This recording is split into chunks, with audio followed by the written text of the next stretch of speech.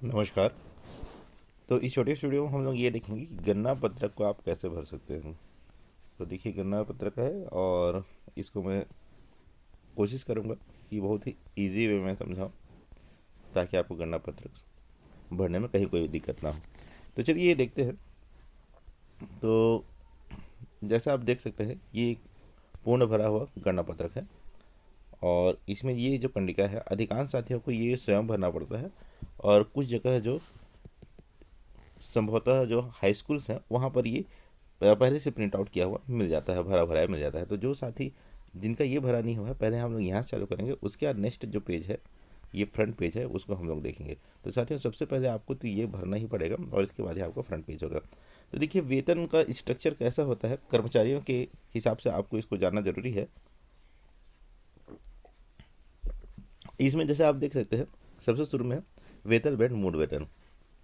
तो साथियों ये आप एम्प्लॉय कोड से सॉरी ई चलान ई कोर्स साइट वेबसाइट है और इसका ऐप भी है, ये दोनों से आप अपना पे स्लिप निकाल सकते हैं और वहाँ आपको पता चल जाएगा आपका मूल वेतन। तो साथियों देखिए मूल वेतन अगर आप देखेंगे तो ये आपका जो इंक्रीमेंट मिलता है, इंक्रीमेंट मिलने के कारण साल में सिर्फ एक बार चेंज होगा।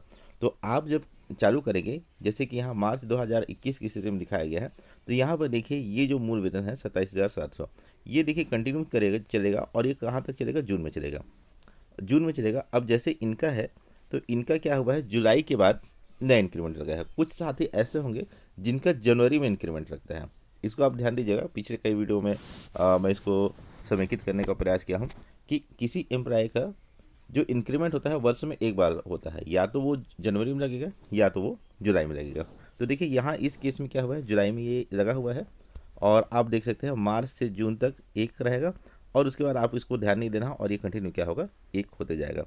और यहाँ पर जैसे ये कम हो गया फरवरी में, तो ये स्पेशल केस है क्योंकि इनका निम्न से उच्च पद में ये गए हुए हैं और अभी 70% उनको वेतन बढ़ रहा है, तो उस संदर्भ में क्या है इनका कम हो गया। बाकी आप देखेंगे तो ये चेंज नहीं होगा, चेंज सिर्फ एक बार होगा जुलाई में। तो ऐसे आप एक साथ हर माह का मूल वेतन को आप लिख लेंगे। इसके बाद साथ ही आता है महंगाई भत्ता। अब देखिए महंगाई भत्ता ये भी आपका चेंज नहीं होगा। चेंज कब होगा, जब गवर्नमेंट आपका महंगाई भत्ता को इंक्रीज करेगी। तो यहाँ पर आप देखिए ये महंगाई भत्ता जो है आपका जून तक के एज इट इज रहेगा, यहाँ आप देख सकते हैं जून तक एक समान होगा। उसके बाद साथियों जुलाई में चूंकि आपका क्या बढ़ा हुआ है, मूल वेतन बढ़ा हुआ है, तो मूल वेतन बढ़ेगा उस हिसाब से आपका क्या बढ़ जाएगा, महंगाई भत्ता बढ़ जाएगा। तो ये जुलाई से कंटिन्यू देखिए कि कहाँ तक हुआ है, ये सितंबर तक ये महंगाई भत्ता एक एज इट इज़ है। तो साथियों यहाँ पर सितंबर तक एज इट इज़ इसलिए होगा क्योंकि सितंबर तक के जो महंगाई भत्ता जो मिल रहा था वो 12% था और उसके बाद फिर आप ये देख सकते हैं यहाँ से उसके बाद जो महंगाई भत्ता मिल रहा है वो क्या है, वो आपका है 17% मिल रहा है। तो उसके बाद जो महंगाई भत्ता है ये एक जैसा हो जाएगा और देखिए जनवरी तक एक जैसा है, फरवरी में ये नए पद पर गए हैं तो इनका चूंकि यहाँ पर ये मूल वेतन कम हुआ है तो उस हिसाब से महंगाई भत्ता इनका कम हो गया है। तो ये महंगाई भत्ता आप निकालेंगे तो कितना निकालेंगे, ये आप अक्टूबर से निकालेंगे तो 17% के हिसाब होगा और सितंबर तक ये क्या हुआ था, सितंबर तक की यही आपको मिला था 12%। अब देखिए गवर्नमेंट इसको जुलाई के हिसाब से दी थी, तो यहाँ पर आप देख सकते हैं सॉरी ये अक्टूबर में जब आपको नया महंगाई भत्ता मिला था तो ये एरियर के रूप में जुलाई अगस्त और सितंबर का महंगाई भत्ता एरियर के रूप में यहाँ अक्टूबर में दे गया है, तो ये एरियर के रूप में यहाँ भी है। तो चलिए नेक्स्ट हम लोग देखते हैं। इसके बाद देखिए अनुक्षेत्र भत्ता। अब साथ ही जो अनुक्षेत्र भत्ता है ये विकासखंड के डिपेंड करता है, आप किस विकासखंड में हैं और वहाँ अनुक्षेत्र भत्ता क्या है, या अनुसूचित क्षेत्र, इसको ट्राइबल अलाउंस भी इसी को ही कहते हैं। तो ये जसपुर का है, तो यहाँ की स्थिति में जसपुर को विकासखंड के में ये 50 रुपये है और जसपुर से पास ही सटा हुआ है विकासखंड है मनोरा, वहाँ पर आप देखेंगे तो ये 450 रुपया होगा। इसके बाद मकान किराया, तो मकान किराया देखिए ये एज इट इज़, ये जनरली HRA होम रेंट अलाउंट ये आपका एक जैसा ही है। और इसके बाद हम लोग देखते हैं विकलांगता भत्ता, अगर कोई विकलांग है तो उनका कोई भत्ता मिलता है। उसका चिकित्सा भत्ता तो ये सभी का आप देखिए एक साथ ये 200 है, अगर गवर्नमेंट बीच में बढ़ाएगी तो अलग से उसका निर्देश वगैरह जारी होगा। वर्तमान स्थिति में ये आपका 200 है। मैं सहायक शिक्षक की बात कर रहा हूँ तो सहायक शिक्षक का भी 200 ही है और व्याख्याता सहायक शिक्षक प्लस शिक्षक का 200 है, व्याख्याता को ये चिकित्सा भत्ता नहीं मिलता है, संभवतः नहीं मिलता है। अगर मैं गलत होंगे तो आप कृपया कमेंट में बता देंगे। अन्य भत्ता में यहाँ पर आता है गतिरोध भत्ता, और गतिरोध भत्ता आप देखिए ये एक मुश्त 600 के रूप में ये है, ये इसको भी आपको चेंज नहीं करना है, ये पूरा वर्ष भर का एक जैसा होगा। इसके बाद साथ में यहाँ पर एरियर देखेंगे तो एरियर में सर आपका एक आएगा, जो एरियर के रूप में गवर्नमेंट कब दी थी, अक्टूबर माह में दी थी। अक्टूबर माह में एरियर के रूप में क्या था, जुलाई अगस्त और सितंबर में के हिसाब से 17% डीए बना हुआ था, तो 12% यहाँ तक मिल रहा था, 5% का जो डिफरेंस है वो एरियर के रूप में अक्टूबर के माह में मिल गया था। इसके बाद आप देखिए योग दिया है 1 से 4, 1 से 14, तो 1 से 14 तक आपको जो भी वेतन है उसको आपको क्या करना है, यहाँ नीचे में जोड़ देना है, ये पूरा का आपको क्या करते हैं, जोड़ते चलना है। तो देखिए अगर आप यहाँ से देखेंगे तो जून तक तो आपका एक जैसा होगा, क्योंकि जून तक में कुछ भी चेंजेस नहीं हो रहा है। जुलाई में आपका क्या हुआ है, इंक्रीमेंट बढ़ेगा, अधिकांश साथियों को जुलाई में ही इंक्रीमेंट लग रहा है, तो जुलाई से फिर आपका चेंज होगा, और ये आपका चेंज कहाँ तक होगा, ये आपका सितंबर तक एज इट इज़ होगा। और इसके बाद फिर आप देखिए एरियर के कारण ये वाला आपका अक्टूबर का थोड़ा सा चेंज हो जाएगा, और उसके बाद देखिए डीए में भी चेंज नहीं हुआ है, तो डीए में भी चेंज नहीं हुआ और ना आपको इंक्रीमेंट लगेगा, तो ये एज इट इज़ एक जैसा ये होते चले जाएगा, एक समान होते चले जाएगा। यहाँ पर फरीर का मैं स्पेशल केस अब फिर पुनः बता रहा हूँ, ये निम्न से उच्च पद में गया है, 70% मिला है, तो ये यहाँ पर इनका फरवरी में चेंज हो गया है।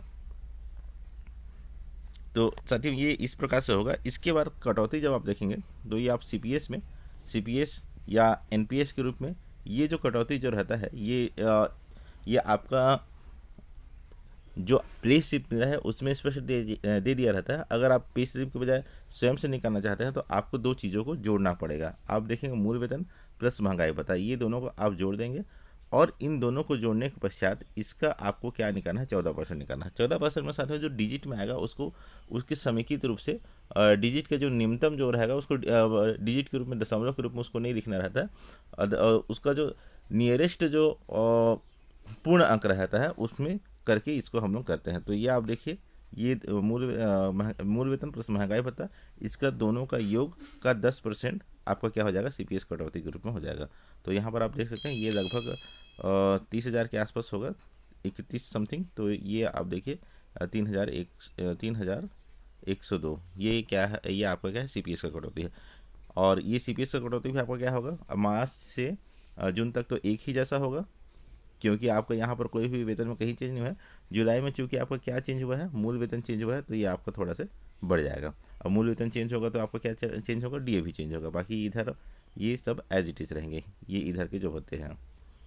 और इसके बाद साथियों कटौती में एक जीआईएस रहेगा, इसमें आपको कहीं कुछ नहीं सोचना है, ये आपका 300 फिक्स है, और सहायक शिक्षक और शिक्षक के लिए, और ये कंटिन्यू आपका ऐसे ही होगा। कटौती में यहाँ पर आप देखेंगे एरियर के रूप में अक्टूबर माह में आपको ध्यान देना पड़ेगा, क्योंकि अक्टूबर में आपको एरियर मिला था कि इसका जुलाई अगस्त सितंबर का 5% अतिरिक्त महंगाई भत्ता का, क्योंकि यहाँ तक 12 मिला था, 17 आपको मिलना था। तो इसका जो एरियर जो बना है, तो इस एरियर के कारण ये एरियर कहाँ आपका जुड़ेगा, आपका महंगाई भत्ता में भी, सॉरी महंगाई भत्ता में ये एरियर जुड़ा है। तो उस कारण क्या हुआ, मैं महंगाई भत्ता आपका इंक्रीज हो गया, तो ये महंगाई भत्ता में जो अतिरिक्त आपको महंगाई भत्ता मिला है उससे कारण आपका अतिरिक्त किस में कटौती होगा, ये आपका सीपीएस में कटौती होगा। तो ये एरियर के रूप में यहाँ कटौती हो गया है। तो ये देख लीजिए, और ये इस प्रकार से ये आपका ये जो फॉर्म है ये कंप्लीट हो जाएगा। हस्ताक्षर और नाम वगैरह फिर आप नीचे में कर सकते हैं। यहाँ एक मैं छोटा सा डिस्क्लेमर देना चाहूँगा, हो सकता है जहाँ जिस विकासखंड में है, जिस जिले में है, वहाँ थोड़ा बहुत अंतर होगा, तो इसको आप एकदम प्रमाणित रूप से ना लेवें, इसको सिर्फ एक जानकारी के रूप में लेवें और इसी तक ही सीमित करें। अगर कुछ थोड़ा बहुत गलत होगा तो आप कमेंट में मुझे बता दें, ये चेंज हो सकता है, अलग अलग वीडियो अलग अलग तरीके से इसको भरवाने की कोशिश करते हैं। तो नेक्स्ट हम लोग इधर देखते हैं। अब देखिए हम लोग इधर देखते हैं नेक्स्ट, ये फ्रंट पेज को। अब साथियों जब आप जैसे आप लोगों ने इसको भर दिया है उसके बाद आपको फ्रंट पेज को भरना पड़ेगा। तो देखिए वेंसन से शीर्ष आय, तो ये शीर्ष आय में आपको क्या जोड़ना है, ये आपको मैं इधर दिखाता हूँ। ये जो आपने किया है ये योग, ये वाला आपका किस में जुड़ जाएगा, ये शीर्ष आय में जुड़ जाएगा। देखिए फर्स्ट वाला में। इसके बाद क्या है, सीपीएस कंट्रीब्यूशन। सीपीएस में आपका कंट्रीब्यूशन क्या है, ये वाला। तो सीपीएस कंट्रीब्यूशन में आप देखिए आपका क्या जुड़ेगा, ये देखिए सीपीएस कंट्रीब्यूशन, मैं इसको थोड़ा सा और शो कर देता हूँ, सॉरी ये आप देख लीजिए सीपीएस कंट्रीब्यूशन, ये वाला आपका आ गया सीपीएस कंट्रीब्यूशन। तो सीपीएस कंट्रीब्यूशन साथियों दोनों को हम लोग क्या करेंगे, जोड़ देंगे तो हम लोग ये नया वैल्यू ये आ जाएगा। इसके बाद हम लोग को क्या करना है, आवास भत्ता। तो साथियों आवास भत्ता में आपको मकान किराया जो साल भर का हो रहा था उसको आप यहाँ पर कर देंगे आवास वाला में कर देंगे। अब यहाँ पर देखिए कई डीडीओ का कहना रहता है कि आवास भत्ता अगर आप लाभ लेना चाह रहे हैं कटौती के रूप में, तो यहाँ आपको क्या करना पड़ेगा, यहाँ आपको पर्ची लाना पड़ेगा मकान का किराए का। तो यहाँ इसको मैं आप लोगों के विकासखंड के हिसाब से छोड़ देता हूँ कि वहाँ कैसी स्थिति है, आप लोग उसको देख के कर दीजिएगा। इसके बाद देखते हैं आदि परियोजना भत्ता। तो ये आपका अनुक्षेत्र भत्ता के रूप में इसको भरते हैं। ये देखिए मैं इस यहाँ से दिखाता हूँ, ये आपका अनुसूचित क्षेत्र या ट्राइबल अलाउंस, तो ये है। तो इसको हम लोग यहाँ कर दिए हैं, ये आप देख लीजिए 610। और उसके बाद अन्य भत्ता। तो अन्य भत्ता में साथियों ये आपका हम लोग का क्या आ गया 7,200। तो 7,200 ये अन्य भत्ता में आपका आ गया गतिरोध भत्ता। ये देख लीजिए, फिर से देखते हैं गतिरोध भत्ता, ये लीजिए, ये देख लीजिए। तो अन्य भत्ता में गतिरोध भत्ता जो हम लोग दिए थे उसी को हम लोग यहाँ दे दिए हैं। इसके बाद माना कटौती, तो ये मेरे से थोड़ा सा त्रुटि हो गया है, ये 5,000 में कहते हैं, ये क्या हो जाएगा आपका 50,000 हो जाएगा। अब यहाँ से क्या करना है आपको, क से लेके घर तक का आपको क्या करना है जोड़ देना है, और जोड़ने के बाद ये आपका कितना आ जाएगा 66,330। तो ये क्या है, ये जिनका मैं लिया हूँ उनका है, आपका कुछ अलग होगा, डिफरेंस होगा। तो कॉन्सेप्ट को समझे कि यहाँ तक आपको योग कर देना है। अब इसके बाद क्या करना है, ये आप योग किए हैं तो आपका जो ये वाला था इससे आप माइनस करेंगे तो ये आपका वैल्यू आएगा, ये वाला आ गया। अब इसके बाद देखिए अन्य दिया है, घटाइए और जोड़िए दिया है। तो गृह ऋण पर ब्याज, तो यहाँ पर इनका शून्य था, अन्य स्रोतों से आय शून्य। तो जैसे कि जो कृषि वगैरह करते हैं या अन्य कुछ स्रोत है अगर आप करते हैं तो उसको आप यहाँ पर शो कर सकते हैं। या आपको ये बताना है, कृषि में तो जो भी आय होता है उस पर इनकम टैक्स नहीं लगता है, तो कृषि का जो भी आय आप यहाँ पर लिख सकते हैं, या व्हाट्सएप फिर जो भी LIC वगैरह कुछ भी हो तो उसको आप यहाँ पर लिख सकते हैं।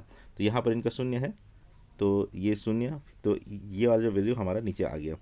इसके बाद आप देखिए ये घटाइए करके दिया हुआ है, घटाइए में ये जो छूट के लिए अध्याय 6 के अंतर्गत कटौतियाँ तो ये इत्यादि दिया है। तो पहले तो आपको CPS, तो CPS वैल्यू CPS GPF ये वाला जो वैल्यू यहाँ पर था वही हम लोग क्या है इसमें दिए हैं, और प्लस GIS जो रहता है 300 में आपको दिखाया था। इसको फिर से पुनः एक बार देख लेते हैं। ये देखिए GIS ये कटौती के रूप में ये कितना हो गया था 3600, तो इसको भी हम लोग यहाँ पर दे देते हैं।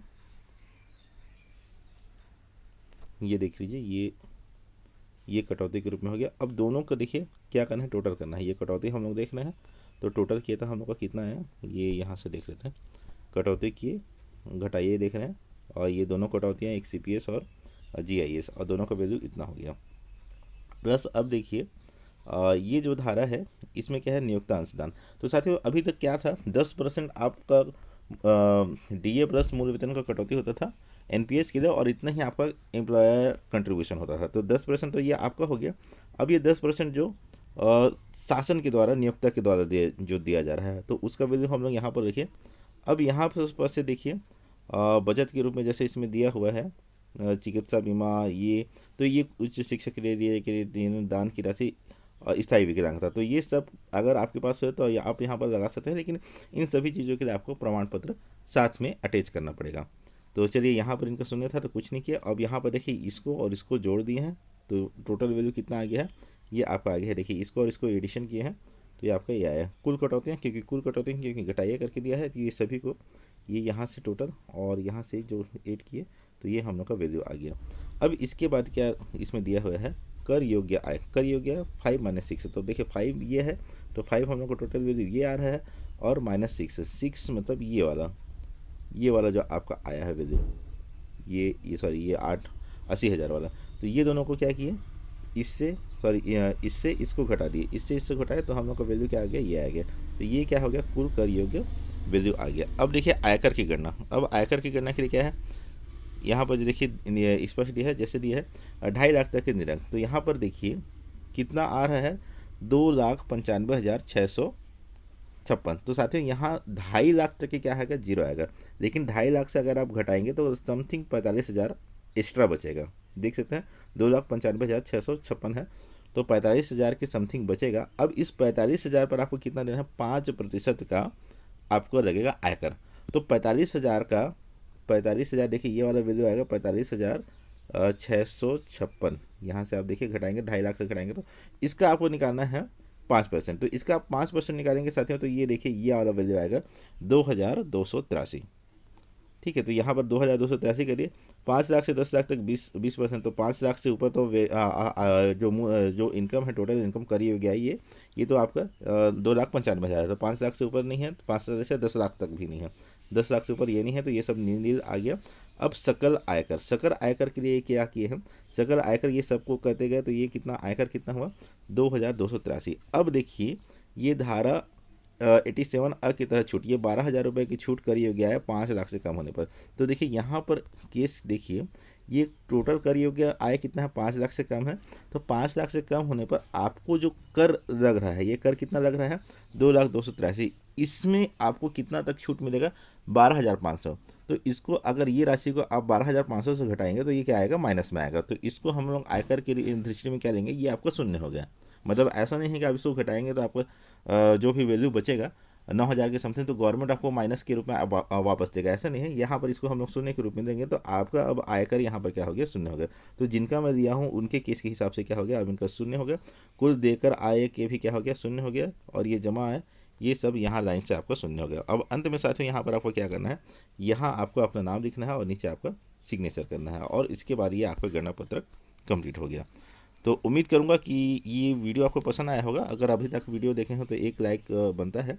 और एक चीज़ और मैं पुनः डिस्क्लेमर दूंगा कि इसमें कुछ हो सकता है ऊपर नीचे हो, क्योंकि अलग अलग वीडियो अलग अलग प्रकार से इसको जमा देते हैं, खासकर ये प्रथम पेज को भरने में। सेकेंड पेज तो मैं 100% कन्फर्म हूँ कि ये वो वैसे ही भराएगा, लेकिन फर्स्ट पेज में इसमें थोड़ा बहुत चेंजेस हो सकता है। तो आप अपने जिले और विकासखंड के हिसाब से इसको थोड़ा सा मॉडिफाई कर लीजिएगा। Thank you.